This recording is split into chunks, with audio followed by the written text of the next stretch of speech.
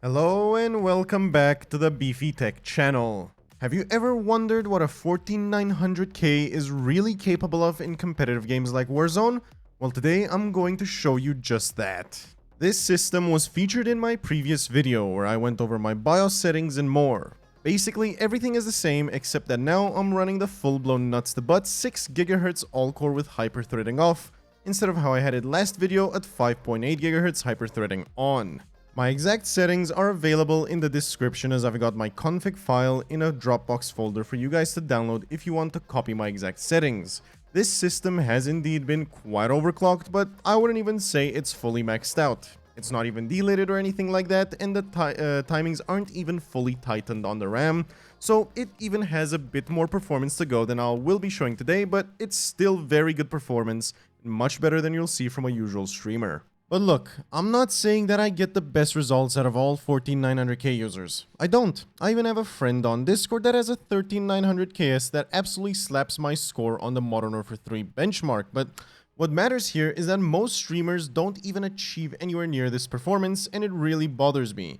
I wanted to quickly show you guys just exactly what a usual streamer would get and what you could potentially get given proper optimization and setup. The first streamer and YouTuber we'll be taking a look at is Metaphor because he's got a 14900K system confirmed by him, so it's easy for me to compare. As you can see on this side of the map, which is near military base, he's getting about 250 FPS. Mind you, I went and picked out a spot where he got more rather than less FPS just to give him the benefit of the doubt. Yes, I'm aware he runs basically stock settings with no proper optimization done to the computer given by the fact his GPU is bone stock.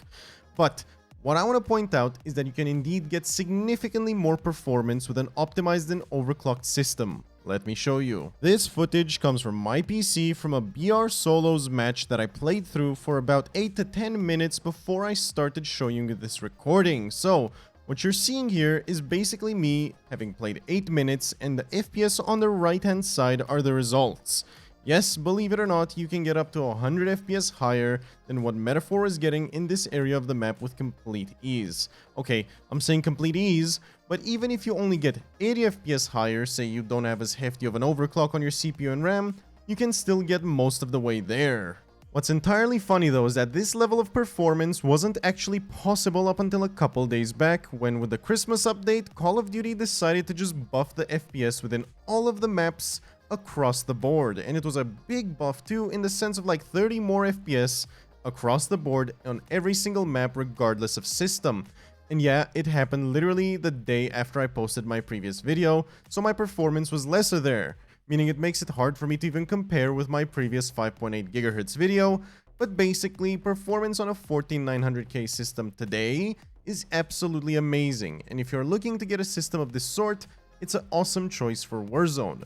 Yes, the 7800X3D and 7950X3D still have an advantage in the averages, but in the 1% lows, chances are this will win. And even if it doesn't, you're not missing out on much. Say a 7950X3D beats you by 10 to 20 FPS? Cool, but that won't make a difference to you as a gamer. The performance is still incredibly solid on the Intel side. Now, before I bore you with some more side of the map performance, I was just using that as a comparison against Metaphor. Let's quickly take a look at performance while running inwards and looking inwards of the map, which is what matters most. Yes, I am aware that specific parts of the map do actually have worse performance than just outright looking inwards of the map, but those spots are really rare and hard to find, so we'll just stick with looking inwards of the map.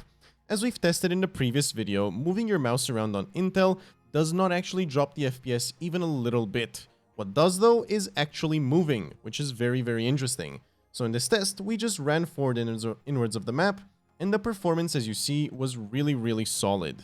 As for you Resurgence players, we're gonna take a look at Ashika first. This is honestly one of my favorite maps of all time other than Rebirth Island, and it's because it just plays a lot like Rebirth Island, to be fair. The FPS here is also one of the most consistent across the entire selection of maps that Warzone has ever had, and it's showing 280 plus 1% lows, with averages nearly achieving 380. This is absolutely insane performance, but as you can see, we are indeed fully GPU bound as we run around the Ashika castle. That is absolutely bonkers performance, and it's what we want to see. Moving on to Vandal performance makes me literally tear up a bit, because I remember just a couple months ago when we were on Modern Warfare 2 Warzone, suffering over here with about 240 average FPS with resizable bar off. Now, the FPS is so damn incredibly high it nearly looks like a Sheikah. And yes, I did do the test while standing still, specifically to test inwards of the map, side of the map to the right, looking outskirts of the map, so where we currently are looking, and then looking to the left side of the map just so you guys can see the FPS as you look in different sides of the map. But to sum it up, yes, Vandal performs incredibly now, and no, you won't be seeing this FPS across the entire map, because yes, there is specific spots where it'll drop to like 280 or something like that, but overall the FPS is insanely consistent and that makes me happy inside. Look, I'm not gonna lie, Warzone has a lot of problems still. It's not perfect, but it's a lot better than it's ever been because with every single update we've gotten, the performance of every single system I've tested has only gone up. And that makes me happy to know that updates don't decrease your performance anymore. But as you can see by the fact I'm running into a wall and not climbing a ladder, there's still some work to be done with the game. But I'm a lot happier with the state of the game today than I was a couple months ago. Albeit there's still the occasional hiccup like this one.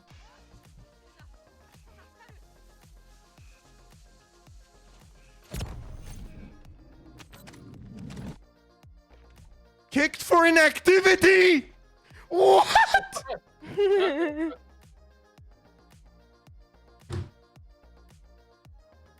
Stop camping, man.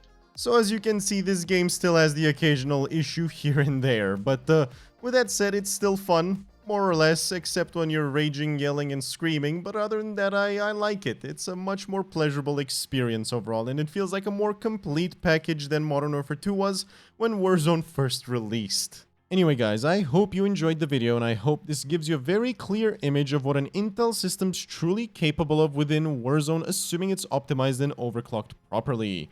With that said, hope to see you in the next video and I wish you all a Merry Christmas. You're probably going to be seeing the video just about that time. But anyway, I'll be posting right after Christmas too to compare this system against the 7800X3D. Have a good one and peace.